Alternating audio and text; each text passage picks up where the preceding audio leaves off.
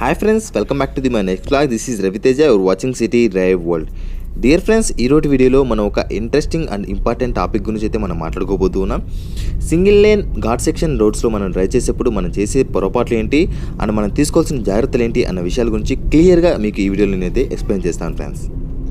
మనకు సాధారణంగా చూసినట్టయితే కనుక ట్రాఫిక్ అండ్ హైవేస్లో జరిగే యాక్సిడెంట్స్ కంటే కూడా మనకు ఇలాంటి నేరో రోడ్స్లో జరిగే యాక్సిడెంట్స్ అని చెప్పేసి చాలా ఎక్కువగా ఉంటాయి అండ్ వీటిపైన జరిగే ఇంపాక్ట్ కూడా మనకు చాలా ఎక్కువగా ఉంటుంది, రైట్. అండ్ ఇక్కడ చూసినట్లయితే కనుక మనకు జరిగే యాక్సిడెంట్స్ ఏ విధంగా జరుగుతున్నాయి, ఏ కారణాల వల్ల జరుగుతున్నాయి అని చెప్పేసి మనం చూసినట్టయితే కనుక ఇక్కడ మనం చేయకూడని మిస్టేక్స్ ఏంటని చెప్పేసి మీకు ఇప్పుడు చెప్తాను.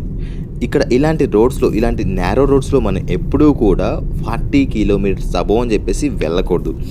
అబౌవ్ 40 కిలోమీటర్ స్పీడ్ మనం ఉన్నట్లయితే కనుక ఇలాంటి సిచ్యువేషన్స్లో ఎక్కడ మనకు కర్వ్ ఉందో తెలియదు అండ్ ఇక్కడ మనకు సైన్ బోర్డ్స్ కూడా మనకు చాలా తక్కువగా ఉంటాయి. అసలు ఉండకపోయినా కూడా మనం ఇక్కడ ఆశ్చర్యపడాల్సిన అవసరం అయితే మనకి ఇక్కడ ఏమిటి మాత్రం లేదు. అండ్ దీంతో పాటు కూడా మన ఎప్పుడైతే ఇలాంటి రోడ్స్లోకి మనం ఎంటర్ అవుతామో కొంతమంది ఓవర్ యాంగ్జైటీ అయిపోతారు. ఓకే, కౌస్ రాగానే స్టీరింగ్ని అలా తిప్పడం గర్రుని తిప్పేయడం అలా రావడం వల్ల ఏంటంటే మనకు అక్కడ 90 డిగ్రీస్ టర్నింగ్ ఉందో తెలియదు, లేకపోతే 180 డిగ్రీస్ ఉందో కూడా మనకు తెలియదు. ఎందుకంటే ఉన్నట్టుండి ఇలాంటి రోడ్స్ ఏంటంటే 90 డిగ్రీస్ రావచ్చు, లేకపోతే ఇక్కడ చెట్లు మనకి ఇక్కడ అడ్డుగా ఉన్నాయి కాబట్టి మనకి ఇక్కడ ఎటువంటి కనిపించట్లేదు. ఓకే, ఇలాంటి సిచ్యువేషన్లో ముఖ్యంగా మనం గమనించుకోవాల్సిన విషయం ఏంటి అంటే ఖచ్చితంగా మన వెహికల్ని 40 కిలోమీటర్స్ బిలో స్పీడ్లోనే మన వెహికల్ని అయితే మనం ఖచ్చితంగా మెయింటైన్ చేసుకోవాల్సి ఉంటుంది. ఈ 40 కిలోమీటర్ స్పీడ్ మనం మెయింటైన్ చేయడం వల్ల మనకు ఒక అడ్వాంటేజ్ ఏంటంటే ఇఫ్ ఇన్ కేస్ మనకి ఏదైనా ఒక కొలిజన్ జరగబోతుందన్న మనకు అనిపించినట్టయితే ఇమ్మీడియట్గా మనం అక్కడ బ్రేక్ అప్లై చేసినా కూడా ఎటువంటి ఇంపాక్ట్ అని చెప్పేసి మనకి ఇక్కడ ఉండదు, రైట్. అండ్ దీంతో పాటు కూడా ఇలాంటి రోడ్స్లో మనం డ్రైవ్ చేసేప్పుడు మన కార్ యొక్క మ్యూజిక్ వాల్యూమ్ అని చెప్పేసి వీలైనంత తక్కువ మీరు మెయింటైన్ చేయడానికి అయితే ట్రై చేయండి, ఓకే. అండ్ దీంతో పాటు కూడా ఇలాంటి సిచ్యువేషన్స్లో మనం ట్రై చేసేప్పుడు బోత్ హ్యాండ్స్ యూజ్ చేయడం చాలా వరకు ఇక్కడైతే మనకు ఇంపార్టెంట్.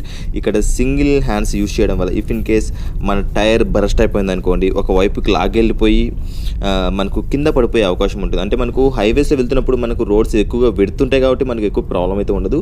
బట్ ఏ సిచ్యువేషన్ ఎలా వస్తుందో మనకైతే తెలియదు కాబట్టి బోత్ హ్యాండ్స్ యూజ్ చేయడం అయితే మనకి ఇక్కడ ఇంపార్టెంట్ ఫ్రెండ్స్.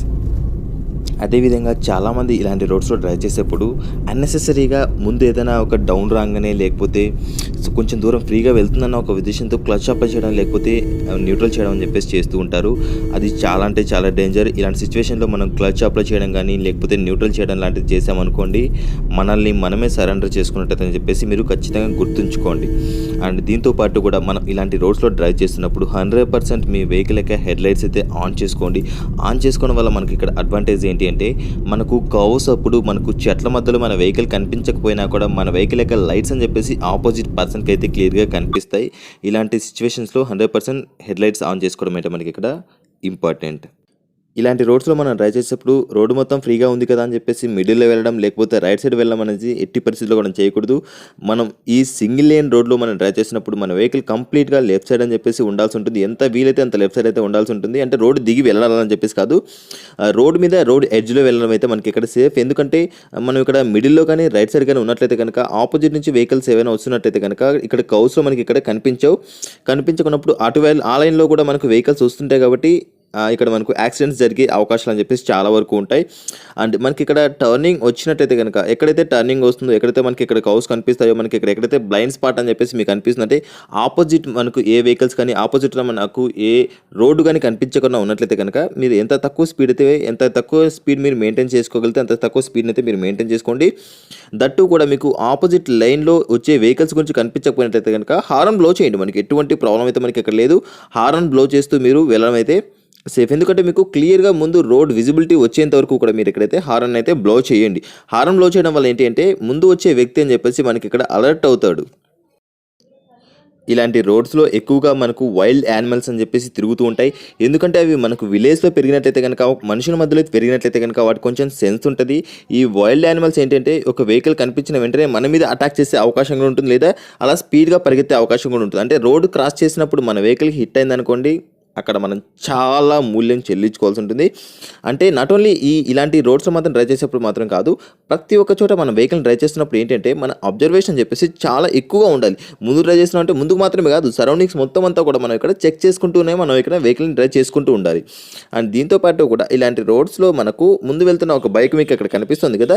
ఇక్కడ మనం క్విక్ ఓవర్‌టేక్ చేయడానికైతే ఎట్టి పరిస్థితుల్లో మనం ఇక్కడ ట్రై చేయకూడదు. ఎందుకంటే మనకు బ్లైండ్ స్పాట్ చూడండి. ఇక్కడ నేను ఓవర్‌టేక్ చేయడానికి ట్రై చేసినట్టయితే గనుక నాకు రైట్ సైడ్ వచ్చే బైక్ అని చెప్పేసి కనిపించలేదు. చూడండి రైట్ సైడ్ కూడా నాకు ఇంకొక వెహికల్ అయితే వస్తుంది. నాకు ఎప్పుడైతే క్లియర్‌గా విజిబిలిటీ వస్తుందో అప్పుడు మాత్రమే నేను ఇక్కడ వెహికల్‌ని ఓవర్‌టేక్ చేస్తూ ఉన్నాను. ఇలాంటి రోడ్స్‌లో ఓవర్‌టేక్ చేసేప్పుడు కూడా మీరు ఇలాంటి జాగ్రత్తలు తీసుకోకపోతే చాలా ఇబ్బంది పడాల్సి అయితే వస్తుంది. ముఖ్యంగా మనం ఇలాంటి సిచ్యువేషన్‌లో మనం చూసినట్టయితే గనక, ముందుకు మనకు రోడ్ వచ్చేసి కంప్లీట్‌గా హైట్ అయిపోయింది. ఇలా హైట్ అయినప్పుడు మనకు అక్కడ లెఫ్ట్‌కెళ్తుందో తెలీదు, రైట్‌కెళ్తుందో తెలీదు, అలాగే స్ట్రెయిట్‌గా కిందికెళ్తుందో తెలీదు కాబట్టి, ఎట్టి పరిస్థితిలో కూడా మన వెహికల్‌ని రైట్ సైడ్ అయితే మెయింటైన్ చేయకూడదు. కంప్లీట్‌గా మనం ఇక్కడైతే లెఫ్ట్ సైడే ఉండాలి. అండ్ దట్ టూ ఏంటి అంటే మనం హారన్‌ని బ్లో చేస్తూనే ఉండాలి. ఓకే. ఎట్టి పరిస్థితిలో కూడా మనం ఇక్కడ హై స్పీడ్ అని చెప్పేసి మెయింటైన్ చేయకూడదు హైట్ ఉన్నప్పుడు. చాలామంది ఏంటి అంటే ఇలా హైట్ ఉన్నప్పుడు ఎక్కువ స్పీడ్ మెయింటైన్ చేసి అక్కడ ఏదో ముందుగా ఉన్న గొయ్యిలో కానీ నుయ్యిలో కానీ పడిపోయే అవకాశం ఉంటుంది, లేదా రోడ్డు పక్కన తవ్విన గుంతల్లో పడిపోయే అవకాశం ఉంటుంది.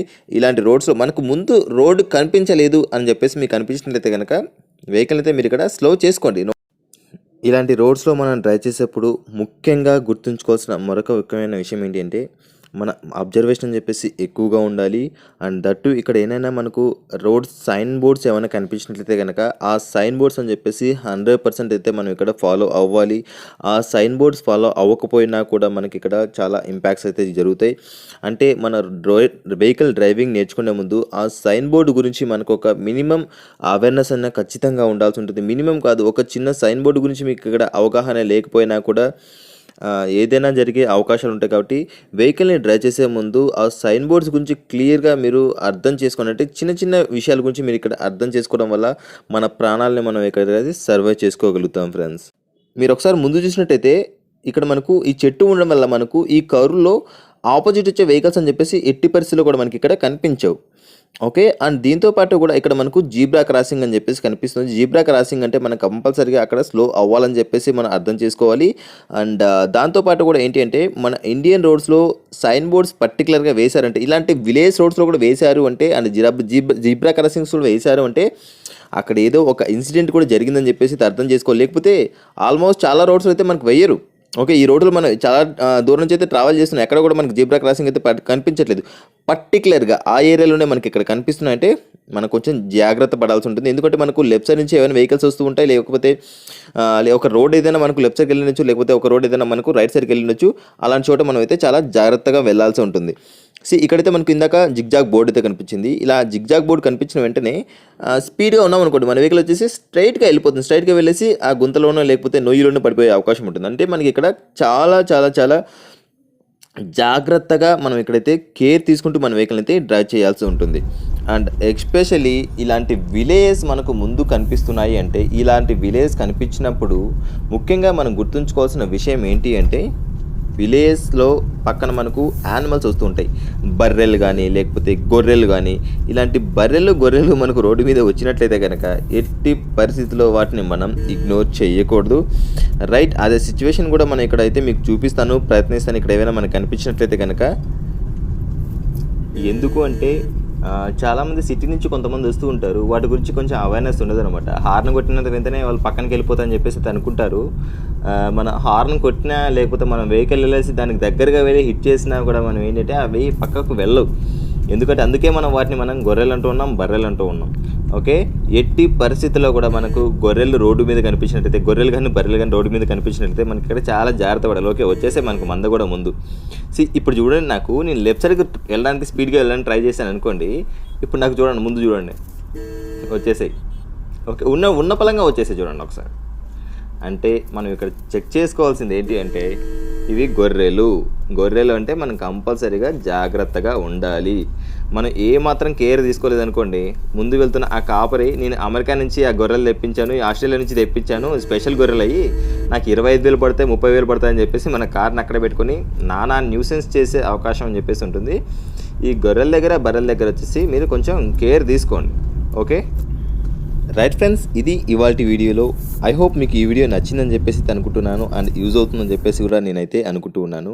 అండ్ మీకు ఈ వీడియో నచ్చినట్లయితే ప్లీజ్ లైక్ చేయండి, అదేవిధంగా మీ మిత్రులు అండ్ ఫ్యామిలీ మెంబర్స్తో పాటు కూడా షేర్ చేయండి. అండ్ మరిన్ని లేటెస్ట్ వీడియోస్ అండ్ అప్డేట్స్ మీరు డ్రైవింగ్ గురించి కానీ ఆటోమొబైల్ గురించి కానీ మీరు పొందాలనుకున్నట్లయితే కనుక, డైలీ అప్డేట్స్ మీరు మిస్ అవ్వకుండా ఉండాలనుకున్నట్లయితే కనుక ప్లీజ్ ఈ వీడియో కింద కనిపిస్తున్న రెడ్ కలర్ సబ్స్క్రైబ్ బటన్ అయితే క్లిక్ చేయండి. దాంతోపాటు పక్కనే కనిపిస్తున్న బెల్ నోటిఫికేషన్ ఐకాన్ని క్లిక్ చేయడం ద్వారా నా లేటెస్ట్ వీడియోస్ అండ్ అప్డేట్స్ మీరు ఏ ఒక్కటి మిస్ కాకుండా వీఐపీ లాగా ముందుగానే చూస్తూ ఉండొచ్చు friends. Thanks for watching. Bye bye. Seat belt ధరించండి, హెల్మెట్ ధరించండి, సురక్షితంగా ప్రయాణించండి. బోలో భారత్ మాతాకి జై. మీరు కాసేపు ఈ టైం ల్యాబ్స్ని ఎంజాయ్ చేస్తారని చెప్పేసి అనుకుంటున్నాను, ఎందుకంటే ఈ లొకేషన్ అని చెప్పేసి నాకు చాలా బాగా నచ్చింది. అండ్ ఐ హోప్ మీకు కూడా నచ్చుతుందనే ఉద్దేశంతో ఈ టైం ల్యాబ్స్ అయితే పెడుతున్నాను. మీరు చూడాలనుకుంటే చూడండి, లేకపోతే స్కిప్ చేసేసేయండి.